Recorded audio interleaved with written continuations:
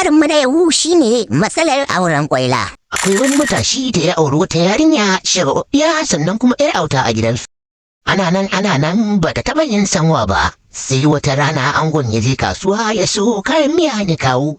Ya ce yau dai ki za ki yi sanwa a gidan nan. Sai ta ce mashi, to dalin, sai ta karbi kayan miyan nan. Sannan shi kuma ango sai tafi kasuwa inda yake kasuwancin shi.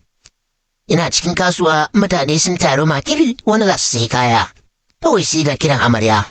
Amarya ta kira shi tana kuka, hankalinsa duk ya tashi, sai ya ce menene ya faru?